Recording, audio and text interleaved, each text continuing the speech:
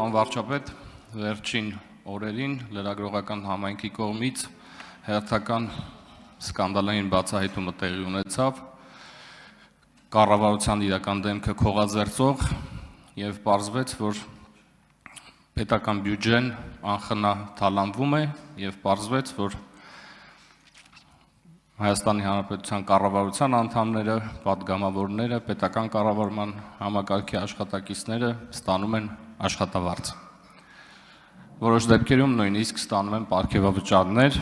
եւ հարցս հետեւյալն է. երբ է վերջ դրվելու այս անխնա թալանին եւ հաշվի առնելով վերջին այս մեր կառավարման օրոք առնվազն կարևոր ժամանակահատվածը մեր պետության համար Ինչու դուք անվճար չեք աշխատում որպես վարչապետ արդեն 8 տարի եւ երբեք վերջը հրաժարվելու ձեր աշխատավարձից շնորհակալություն։ Հարցին կպատասխանի Հայաստանի Հանրապետության վարչապետ Նիկոլ Փաշինյանը, համեցեք։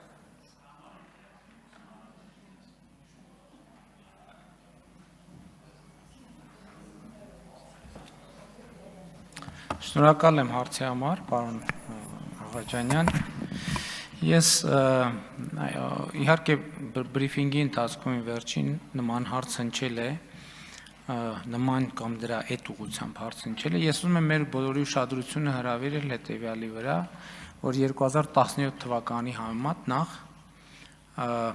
2025 թվականի արդեն կատարված բյուջեն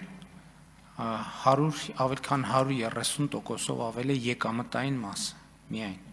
Երկրորդը ուզում եմ մեզ բոլորիս հիշեցնել, որ 2025 թվականի բյուջեում մենք պետական ապարատի պահպանման ծախսերը կրճատել ենք 4%-ով,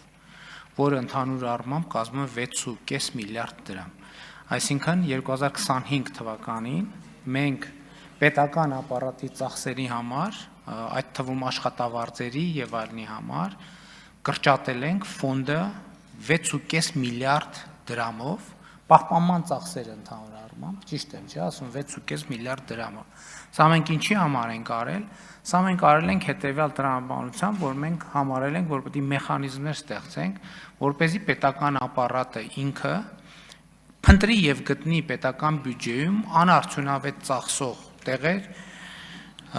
ուրեմն միավորներ, հաստիկներ, որոնց անհրաժեշտությունը չկա, բայց որոնց վրա գումար ենք ծախսում եւ 25 թվականին մենք 6.5 միլիարդ դրամով փաստացի կրճատել ենք այդ ծախսերը եւ հետեւաբար այն որից հետո մենք ներդրել ենք կատարողականի վրա հիմնված վարձատրության համակարգ, որը պիլոտային ծրագիր է եւ որը մենք նպատակադրված ենք որոշակի փորձարկումների արդյունքում այդ թվում բերել եւ օրենքի տեսք տալ դրան, ինչի համար ենք դա անում, որովհետեւ կարծում եմ, որ եւ դա մեր ռազմավարություններին է վերաբերում, որ մենք պետական ինստիտուտները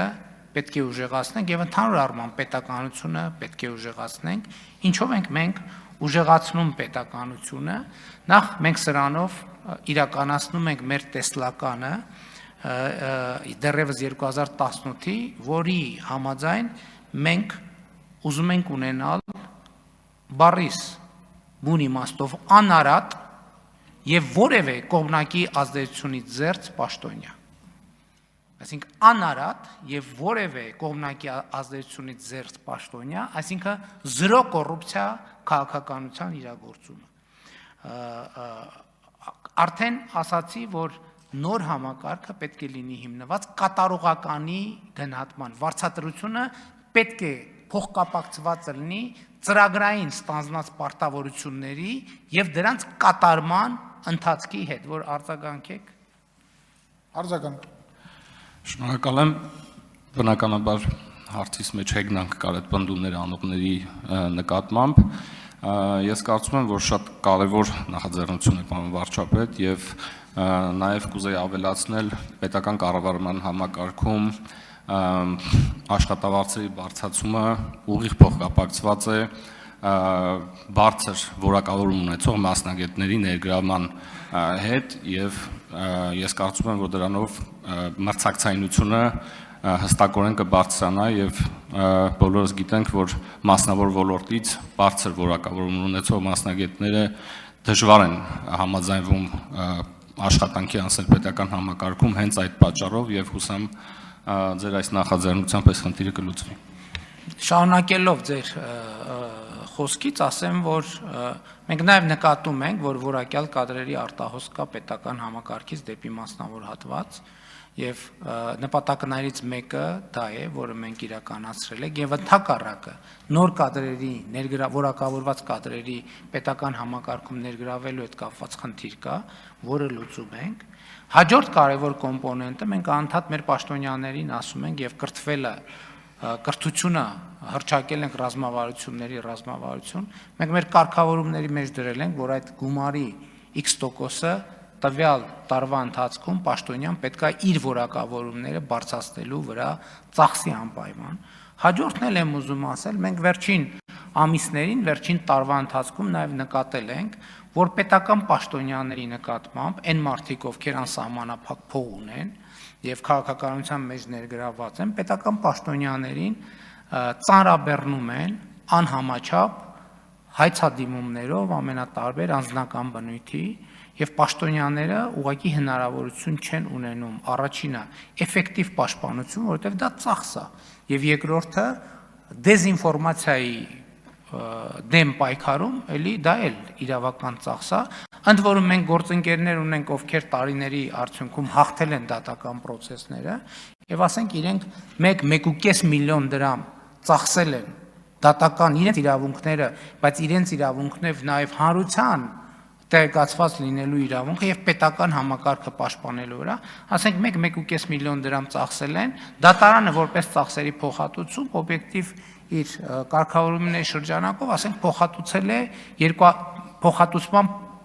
որոշում է կայացրել 200,000 կամ 300,000 դրամի չափով, սա նշանակում է, որ հաջորդ անգամ այդ պաշտոնյան ոչ կարող է որևէ դատից պաշտպանվել, ոչ էլ կարող է իր դեմ զրպարտություններով պաշտպանություն գտնել, բայց այս ամենի նպատակը ինչ է։ Այս ամենի նպատակը եւ առաջնային շահառուն քաղաքացին է, որովհետեւ տեսեք ինչ հարց լինում է, չէ՞, քաղաքացու կյանքի հետ կապված, ում են ասում կամ պաշտոնյային։ Մեզ պետք է որ պաշտոնյան գերկենտրոնացած լինի իր խնդրի վրա եւ որը մինիմալ բան նրան շեղի իր աշխատանքից եւ սա շատ կարեւոր որոշում է եւ ես ուրախ եմ որ այդ որոշումը կայացրել ենք մենք միասին եւ այո ես եմ կայացրել իսկ նրանք ովքեր ասած բան են առանց աշխատավարձի կամ սիմվոլիկ աշխատավարձով աշխատել են վարչապետ կամ չգիտեմ ինչ հիմա նրանք դոլարային միլիոնատերեր են Ես նման խնդիր չունեմ իմ առաջ դրած, շնորհակալ եմ։